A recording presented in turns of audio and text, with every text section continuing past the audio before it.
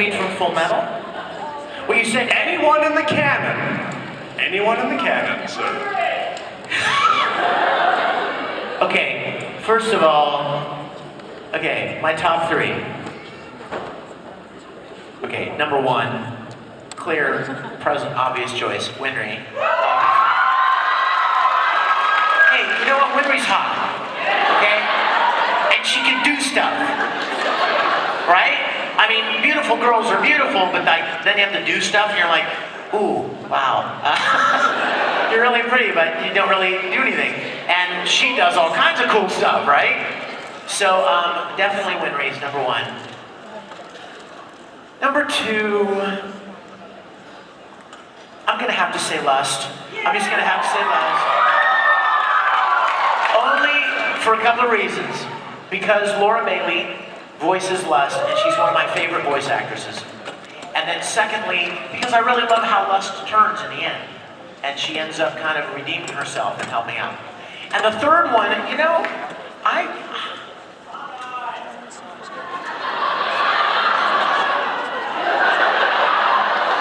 Hawkeye, she's spoken for.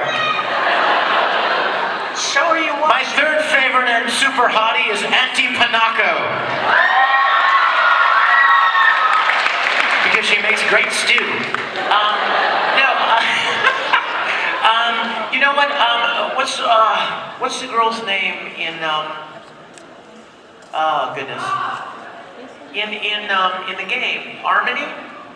Yes. Remember Harmony from one of the video games, one of the Fullmetal video games? I really liked that character. And Rose. Rose is really a sweet character too. But yeah, thank you, man. Thank you. Can I have a hug too?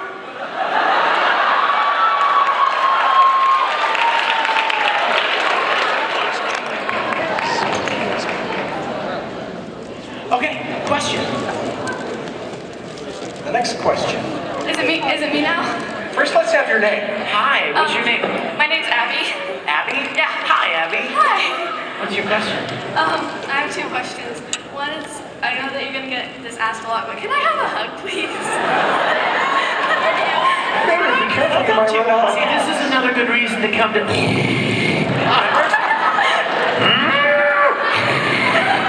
Should we charge you $20 for these? Because everybody gets hugs, all right? Yes. Even the boys. It's not weird, it's just love, y'all. I'm grateful, and I want to show my love, show my gratitude.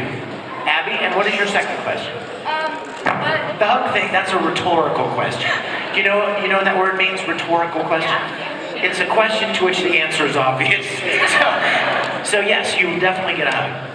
And what is your second question? Well, I'm shaking. Okay.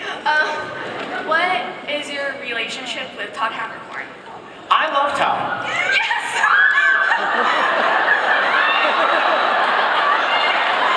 That's incredible. I love him too. No, you're not allowed to. Do you not believe me? Okay, can I say, okay, first of all, Todd Havercorn is like the annoying little brother I never had. Honestly, and I tell him that to his face, so I'm not giving anything away here. You're like, oh, I'm gonna go home and I'm gonna tweet to Todd that you called him an annoying. Hey Todd, you're an annoying little brother. I love him. Just like you love your little brother that's annoying sometimes, but you know you got each other's backs, you know what I mean? I love him. He's a great kid, he's very talented. He's like on the rise, and you know what? If you have any doubt that I love the guy, would I ever have cast him to play Mr. Spock in my dream production if I didn't love the guy? Clearly, I love him. So that's my answer about Todd Havercorn. Come here, you.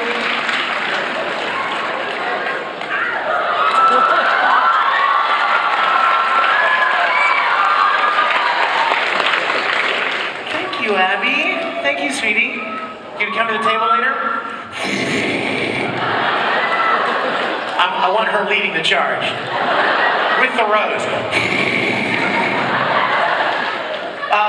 Yes, question. I see that sign, thank you. You're already down there. Get ready for the hug. How has the the shows that you've played in like affected your life today? And can I have another kid? Come here, what's your name? Nice to meet you, Natasha. That's a great Russian name. Natasha. Do you know Natasha from... Busan Square. You don't? She needs to watch it, doesn't she? She's Natasha and she doesn't know about Natasha. Anyway, it's good, it's a good thing. How have the shows that I've done affected my life? Can I get serious for a second, you guys? They paid you. You know what, guys? I take no credit. I don't take any credit for my career. And I'll tell you why. Because I didn't plan any of it. A lot of people, they decide they want to be an actor, they decide they want to be a singer or something, and they go to a city and they beat the pavement, they knock on doors, they send out demos, and they do all this stuff. I never did anything. I was working in Houston, Texas, as a musician and a composer, and I'd done a lot of acting since I was very young. But I never really thought about voice acting.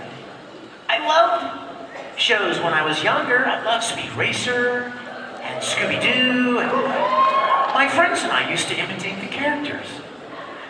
But it never even occurred to me that I would ever try doing that professionally. And one day a guy said to me that I was working with in Houston, said to me, "Hey, you've got a lot of acting experience, don't you?" And I said, "Yeah, since I was young." And he said, "You want to go and audition for this place in town. It's called ADV Films.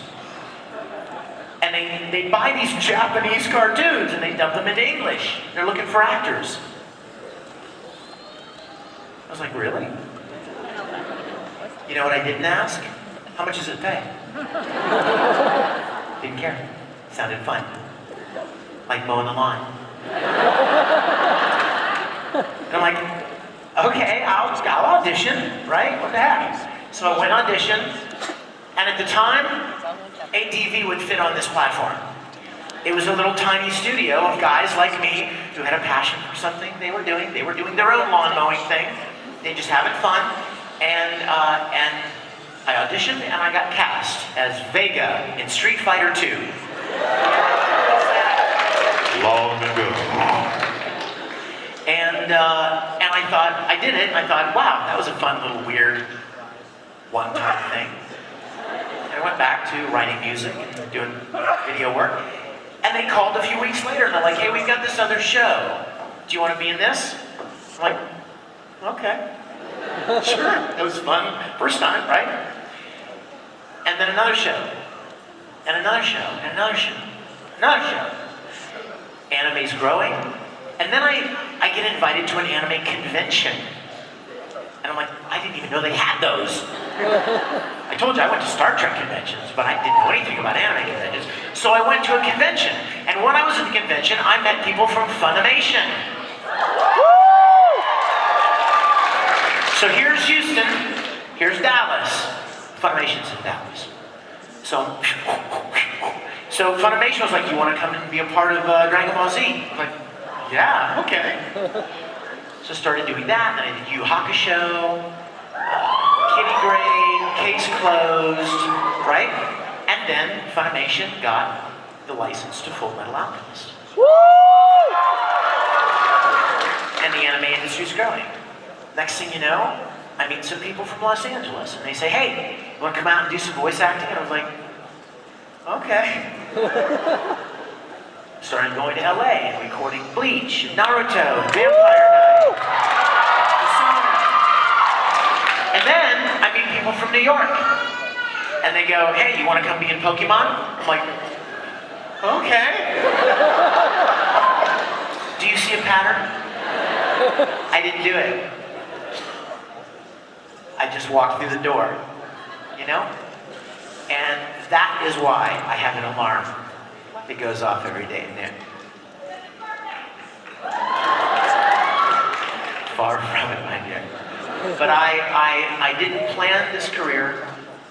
Now, for those of you that are interested in voice acting, I will tell you, I have been developing skills since I was very young. that served me very well in voice acting. And that's important. I've been acting and singing and stage work and on camera and all kinds of that kind of thing since I was very young. So when the opportunity arose to do voice acting, I had been working on those skills for a long, long time. I never knew what I was going to do with them, but I had built them up. So anybody interested in voice acting, and several of you came to my table and asked me, and I told you to come here. I'm glad I remembered this because we're right out of time, so this is a good thing to tell you. If you're interested in voice acting, the key word in voice acting is acting. It's not voice. A lot of people can make funny voices. A lot of people can imitate characters they see on television. That's not what voice acting is about. Voice acting is about playing a character and moving people, making them laugh, making them cry, making them scared, whatever. It's acting at its core. All of the voice actors I know have a huge amount of experience and background in acting first. And the second thing is you have to be where the work is done. You have to be in cities where certain work is done. I just told somebody downstairs, if I were to be a country western singer, I'd go to Nashville, right? Maybe Austin, but mostly Nashville, country music capital of the world. But you go where the places where opportunities for certain things are most prevalent.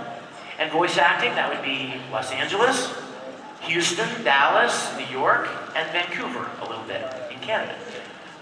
So those are the only two things I would say to anybody interested. Develop your skills as an actor. Get involved in school plays, church productions, bless you. Community theater, acting courses, voice and diction, anything that can help you develop your skills. So if and when that door ever opens for you, you're ready. Don't wait until it's too late. I've often told people, who you know may get you into the room, right? May get you through the door, right? Like people say, oh, you gotta know somebody to get in the business. Well, who you know may get you through the door, but what you know will keep you in the room. Thank you very much. Guys, I figured they probably would have gone to lunch by now. Thank you so much for being here. I'm so sorry. I kind of stranded them up here. I should have warned them. I hope the couch was comfortable, though. Was it comfortable? It was comfortable. Good. We're You going to be guys, interviewing him on Krypton Radio in about, I don't know, sometime within the next month. oh yeah, keep your eyes on Krypton Radio, because we're going to do an interview together. But in the meantime, for this weekend, let's hear that sound effect.